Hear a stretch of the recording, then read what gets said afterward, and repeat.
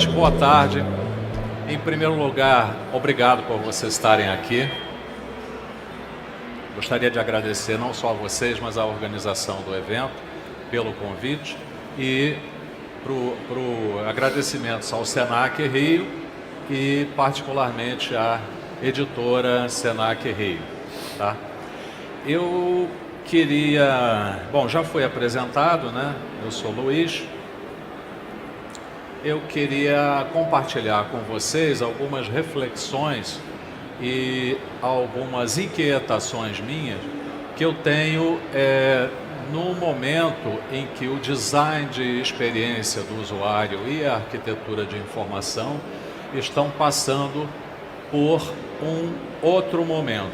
Estão entrando num portal em que novas perspectivas se abrem com o aprendizado de máquina, com a inteligência artificial, com os sistemas de recomendação. Então eu vou fazer uma pequena passagem rápida com vocês sobre as diversas etapas pelas quais passaram a arquitetura de informação até o presente momento. Então a gente vê aí que a arquitetura de informação, deixa eu ver aqui, peraí. Não está passando. É o de cima? Será? Como é que a gente faz aqui? Foi. Agora sim. Tá. Tem que dar um problema de usabilidade aqui. A arquitetura de informação veio basicamente para tentar solucionar um problema. O problema da sobrecarga de informação.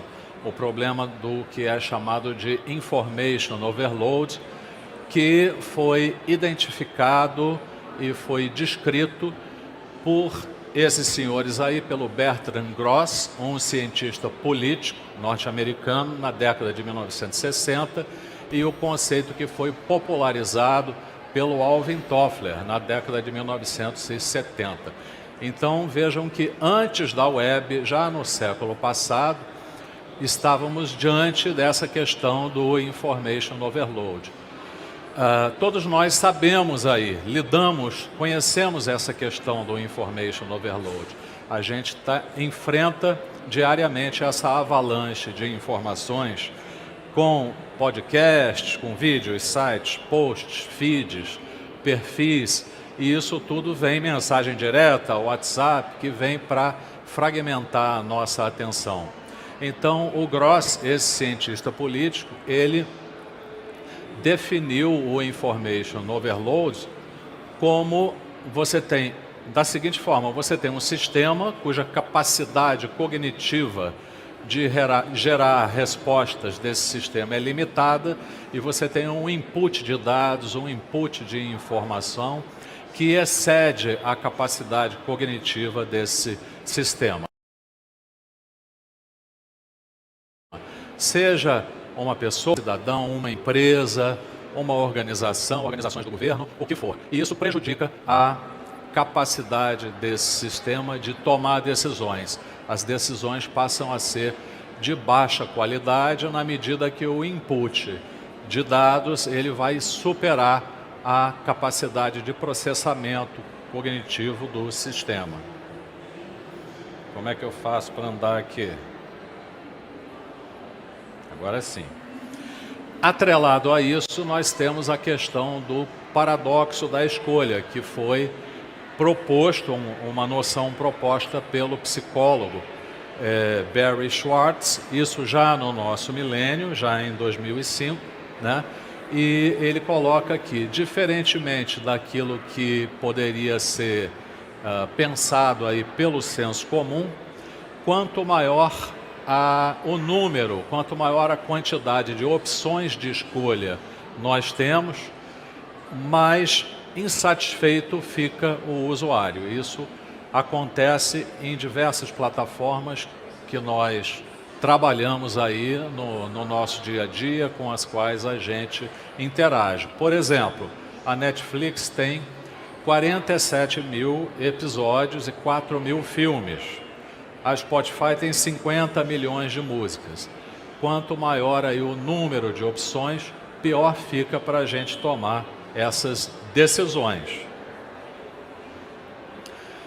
Para abordar e tentar superar esse problema do information overload e do paradoxo da escolha, o Richard Wurman, ele criou lá na década de 1970, antes da web, o conceito de arquitetura de informação, para tornar as informações, um conjunto de dados complexos, uma coisa mais clara, mais compreensível e mais acessível pelos usuários.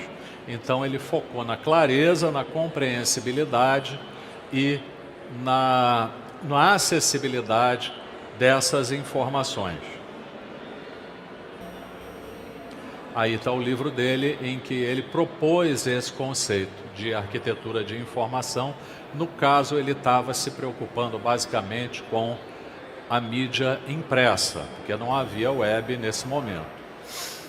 15, 20 anos depois, Rosenfeld, Morville e depois o Arango importaram essa noção da arquitetura de informação para a web.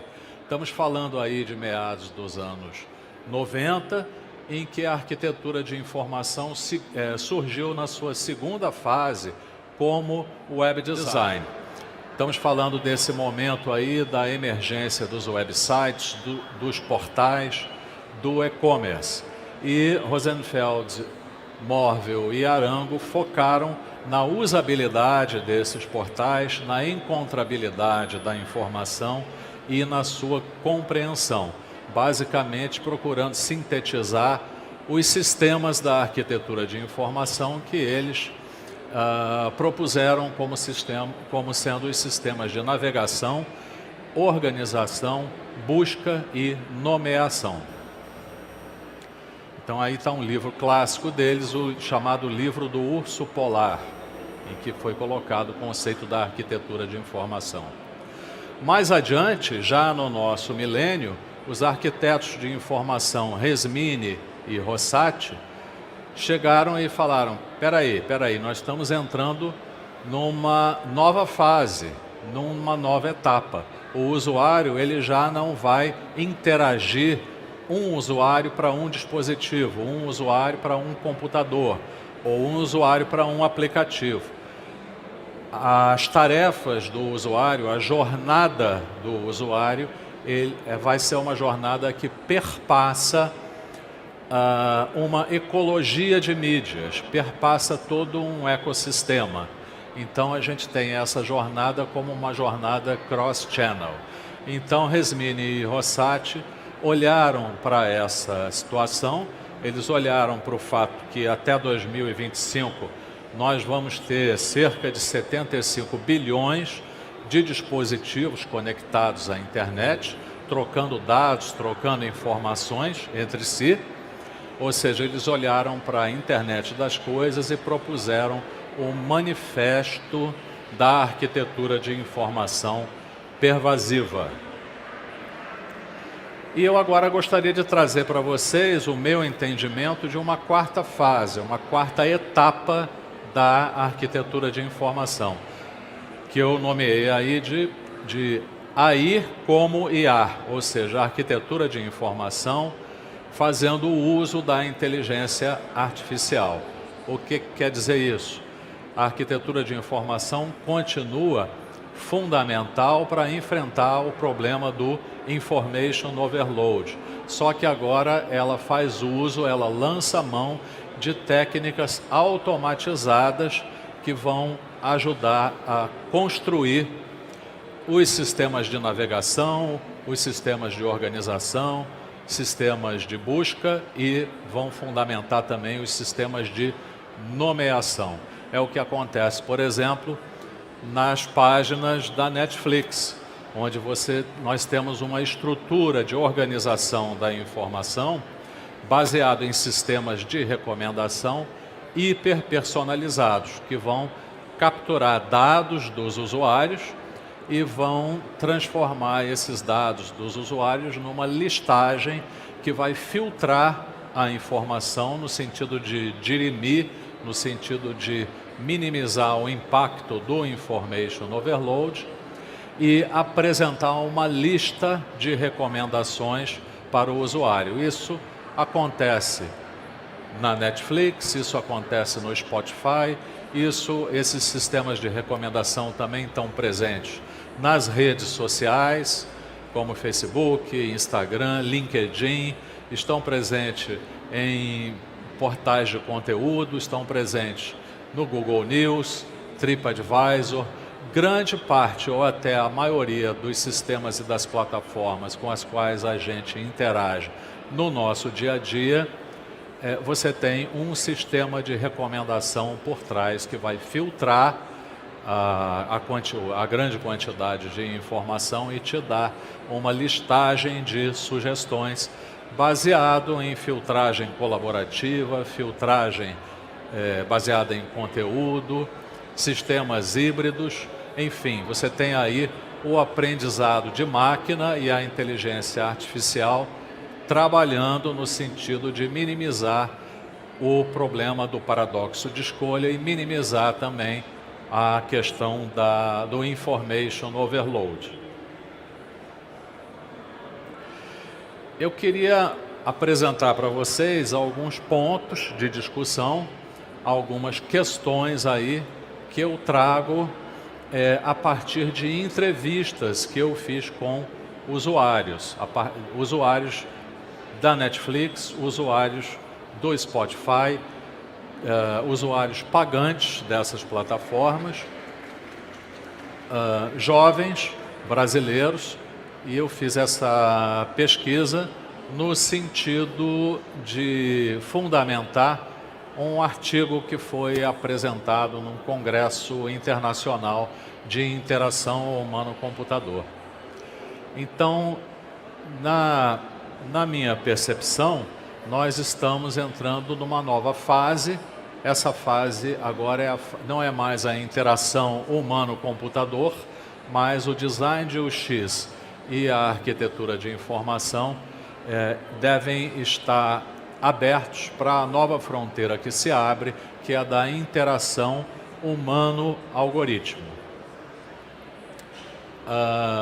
Então, nós, designers, arquitetos de informação, devemos abrir a nossa mente no sentido de mergulhar, no sentido de nos aprofundar no estudo desses algoritmos, no estudo do aprendizado de máquina, no estudo da inteligência artificial, para podermos dar a nossa contribuição a esses processos. O que as minhas entrevistas demonstraram? Que os algoritmos de aprendizado de máquina, os sistemas de recomendação não são transparentes, não tem nenhuma transparência. Muitos usuários do Spotify, da Netflix, não são nem sequer capazes de perceber que existem algoritmos de recomendação rodando por trás e que vão trazer a eles uma listagem de recomendação, uma listagem de vídeo, como são feitas essas recomendações.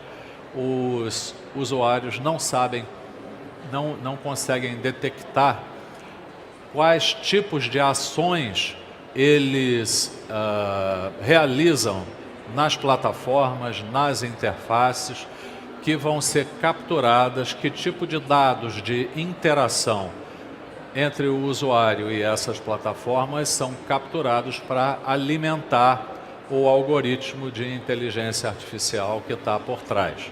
Ou seja, esses algoritmos são verdadeiras caixas pretas. As pessoas não entendem como eles funcionam, se é que percebem que existe um algoritmo ali funcionando. As pessoas não conseguem também construir um modelo mental de como esses algoritmos funcionam. E a própria lógica dos algoritmos é muito distante da lógica do modelo mental do usuário das plataformas. Então, tem essa questão da caixa preta, que esse desmatch, vamos dizer assim, entre o modelo mental do usuário e o modelo de programação dos algoritmos gera um alto custo cognitivo. Os usuários das plataformas não conseguem intervir, não conseguem interagir com a plataforma no sentido de, por exemplo, melhorar a sua lista de recomendações. Isso é muito difícil, porque os usuários, em geral, não sabem quais os tipos de interações que vão alimentar os algoritmos e não sabem como esses algoritmos funcionam. Uma questão aí de modelo mental, os algoritmos são uma caixa preta e nas minhas entrevistas eu percebi, inclusive, que há uma quebra de confiança dos usuários em relação a esses algoritmos de machine learning, na medida em que, muitas vezes, sem compreender como eles funcionam, os usuários acabam erigindo uma série de fantasias, até mesmo teorias da conspiração, que envolvem aí vigilância, podem envolver vigilância, até mesmo vigilância política, podem envolver outros tipos de fantasia, como, por exemplo, roubo de dados de cartão de crédito e todo tipo de vigilância que poderiam estar sendo ativados por esses algoritmos, tá?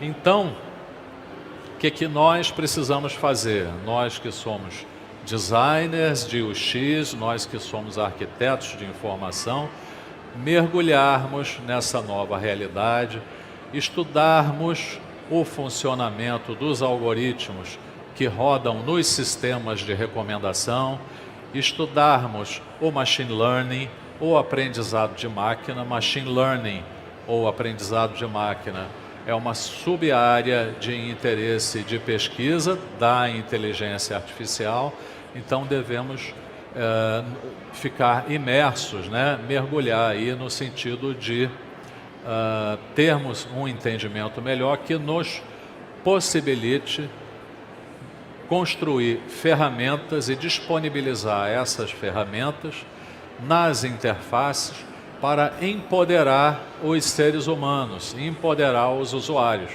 porque no fundo aí no limite o nosso objetivo é reforçar o controle das pessoas, reforçar o controle dos seres humanos sobre esses algoritmos de inteligência artificial e não deixar que aconteça o inverso, ou seja, esses algoritmos de alguma forma venham a controlar os seres humanos. Então é isso. Muito obrigado. Essa é a capa do meu livro, que foi publicado pela editora Senac. Se vocês quiserem, eventualmente, no futuro, se aprofundarem um pouquinho mais nessas questões relacionadas ao UX, arquitetura de informação, o livro está disponível pela editora. Muito obrigado.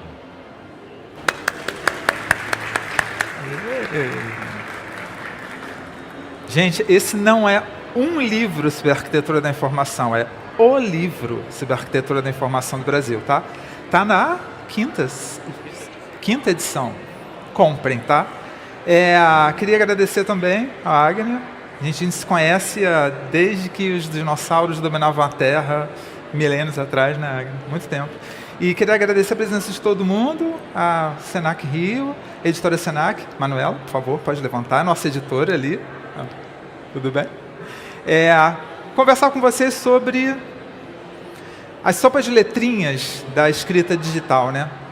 Lembrando sempre que pai e mãe de tudo isso aí, todos esses writing da vida, são contar histórias e ser persuasivo. Então, quando a gente fala desses writing, a gente está falando de redação técnica, tá? Contação de histórias e você envolver pessoas é a origem, a raiz de todo mundo que está aí. Aliás, qualquer coisa que você pensar sobre escrita, contar histórias, envolver pessoas, parte daí. A diferença da redação técnica é como se eu moro na casa dos meus pais e amo eles profundamente, mas um dia eu decido sair de casa. A redação técnica, para ser redação técnica, é aquela de que eu quero morar sozinho, eu tenho o meu norte, só que eu jamais vou esquecer a criação dos meus pais. Mas a redação técnica mesmo, aquela que se mantém, é aquela que vai adiante. Saiu de casa, guarda os preceitos de papai e mamãe, mas vai adiante, tá? Queria fazer essa distinção para vocês entenderem. O copywriting, que muita gente conhece como escrever o texto, a gente às vezes pergunta, o copy está pronto, o texto está pronto? Porque copywriting, desde sempre, entre aspas, é visto em dois sentidos, da escrita, o texto, mas copywriting, para esse terreno aqui, é a boa e velha redação publicitária, e que tem dois alicerces. O primeiro é a criatividade. Eu amo o processo criativo. Eu estou falando isso agora para me defender um pouco, porque aqueles dois ali, últimos à direita, prompt writing, desde o terceiro, o X-Writing para cá, a objetividade tem atacado o terreno da escrita, né? Então, quando você fala em persuasão aqui da redação publicitária, a chamada persuasão subjetiva, aquela do envolvimento emocional, ela tem se diluído ao longo do tempo. Isso é ruim, gente. A gente vai chegar lá, tá?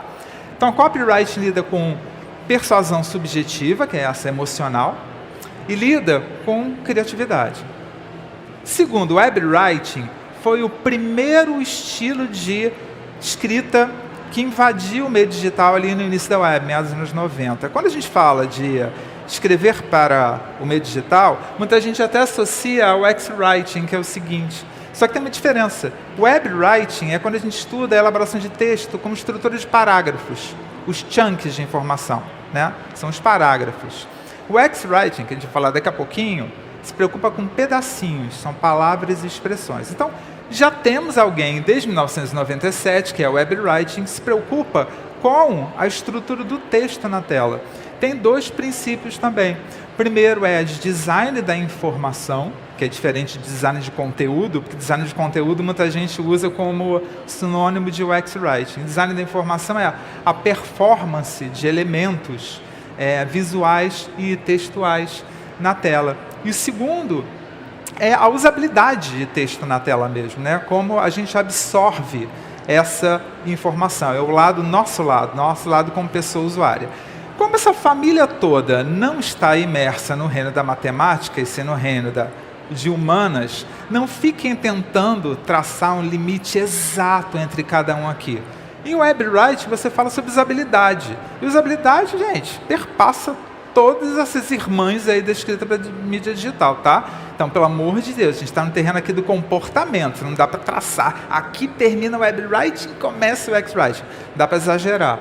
O X-Writing, que continua acontecendo, vamos dizer assim, é o que de 5 anos, 6 anos para cá criou um mercado grande, diferente do anterior, que já se preocupa com texto corrido, o X-Writing se preocupa com pedacinhos, palavras, expressões que você vai colocar em componentes como item de menu, botão de aplicativo, título de texto. Você fala, pô, Bruno, mas você não falou que quem se preocupa com texto é o web writing? Eu falei título. O título é um pedacinho.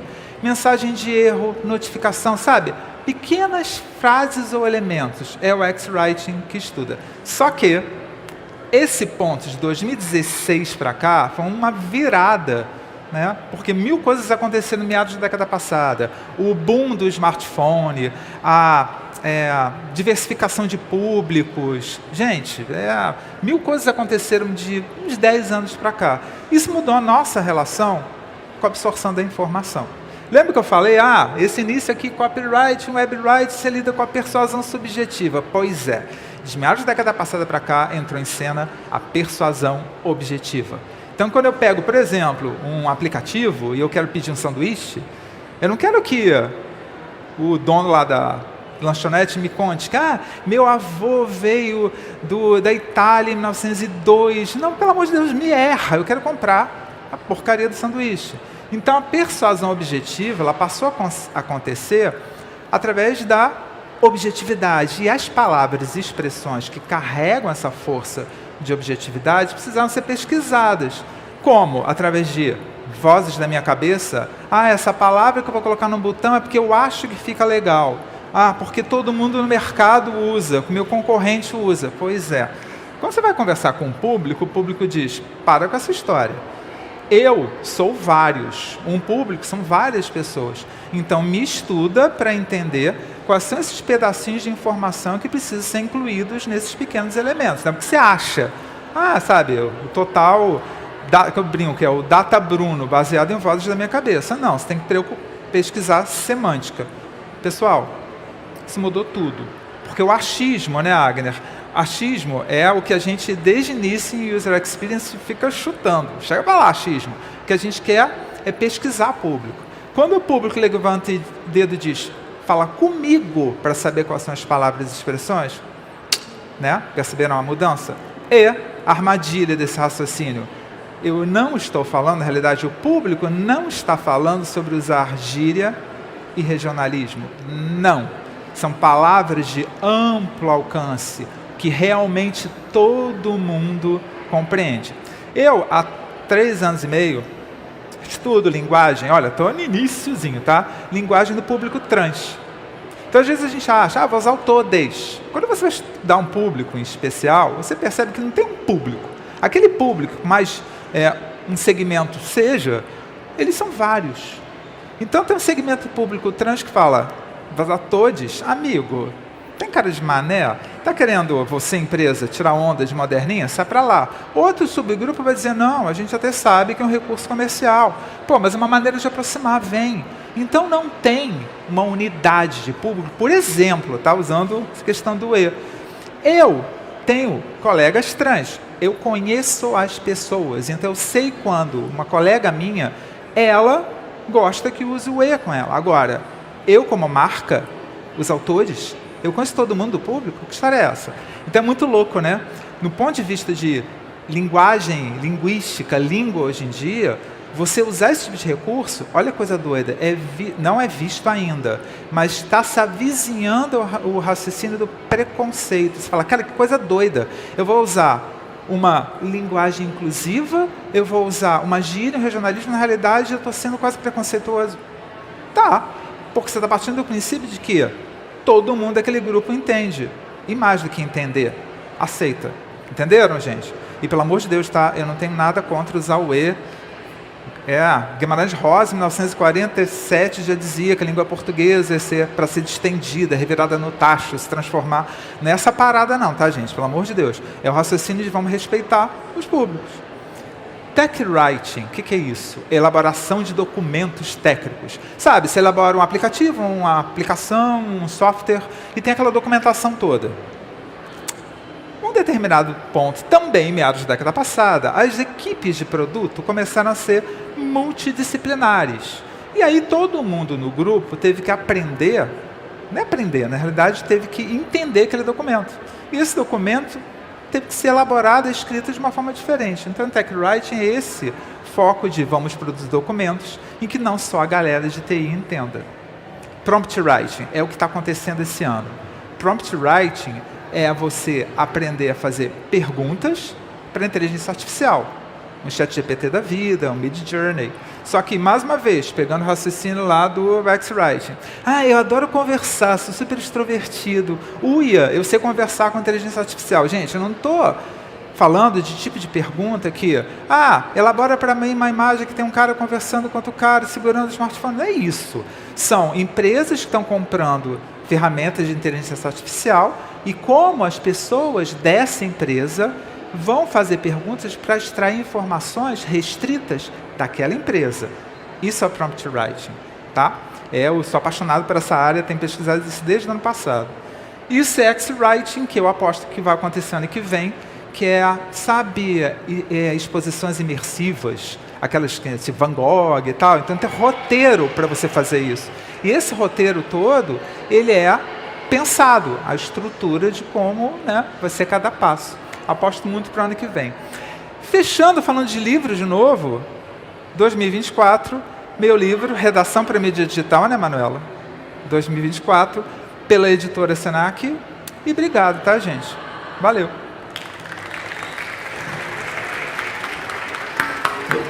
Oi, gente, muito obrigada. A gente tem então um tempinho para uma pergunta. E depois eles vão seguir lá para o nosso lounge Papo Reto para quem quiser trocar mais ideias sobre esse assunto. Alguém gostaria de fazer uma pergunta agora, nesse momento? Se quiser, é só levantar a mão. Temos uma pergunta aqui. Cadê o microfone? Tá chegando aí o microfone, tá a caminho. Tá aqui, o amigo de branco. Perfeito. Por favor, pode fazer a sua pergunta. Então, a respeito das linguagens, né, que você colocou, como lidar, porque hoje a gente tem um público muito variado, né, e cada vez mais expressivo. Então, assim, como você consegue achar uma linguagem que seja universal e que una ao invés de separar os públicos, né? Como recentemente teve as pessoas, as empresas estão usando muito pessoa, né, que antes de tudo somos pessoas, então é bem interessante. Mas como você chega nesse pensamento, entendeu? Como você consegue chegar nessa linha de raciocínio de unir as pessoas? Massa. Por favor, podem fazer a resposta rapidamente para a gente conseguir dar continuidade. Opa. O microfone aqui, ó, desligado. Dá um alô para ver se voltou. Oi, oi. Oi, oi. O microfone dá resposta. Os dois headset. Continua dando um alô. Ah. Eu acho que é um... Problemas técnicos. Se não tem, não é verdade, né? E como as coisas podem ser de mentira. Alô, de verdade é assim. Voltou. Deixa eu tirar. Vou falar primeiro. Alto. Vamos ver se...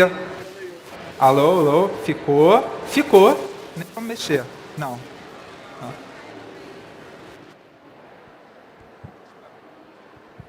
Estão ouvindo? Agora vai, né? Pois é. Lembrando sempre que eu falei, a gente não está no terreno da matemática. Não tem, literalmente, quando você fala com o público, atender todo mundo. Aliás, o problema não é esse. Eu consegui respeitar atender todo mundo. Então, a gente lida como maioria. Existem pesquisas semânticas para você conseguir coletar quais são as palavras de amplíssimo alcance. Então, por exemplo, pessoas. O certo ou errado? Não tem um certo ou errado. Existe o seu público. Então, você vai mergulhar, fazer coletas semânticas do seu público para ver a maioria, qual é o termo que é aceito, mais aceito, tá? A ideia é que a gente procure palavras que elas vão além do sentido de ser uma palavra-chave, porque a gente está muito habituado à palavra-chave, né, gente?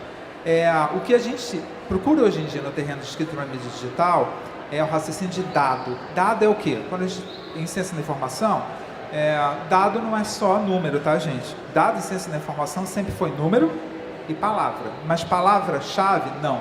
Eu chamo de dado super palavra-chave.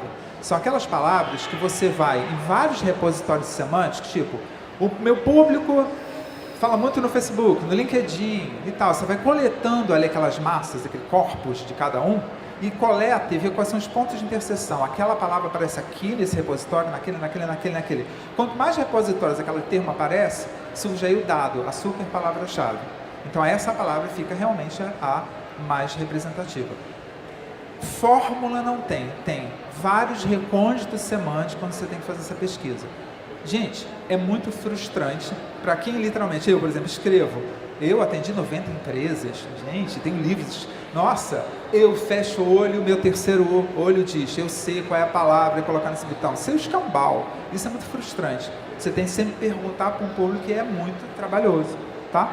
Só para fechar uma explicação, no início da pandemia, eu, Bruno, por exemplo, achava que epidemia é a mesma coisa que pandemia.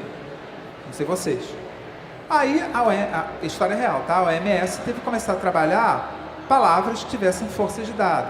E a pandemia não era a mesma coisa que epidemia. Eles começaram a ter que trabalhar o termo pandemia para ter essa força de dado. Através de que forma, gente?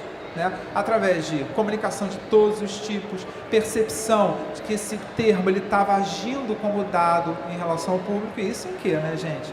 Em semanas, meses, conhecido como ano de 2020, né? Então, tá vendo? É um trabalho contínuo e lento de criação de dicionário de vocabulário controlado. E para fechar, que é onde você enfia todos esses dados e que não vem de vozes da nossa cabeça.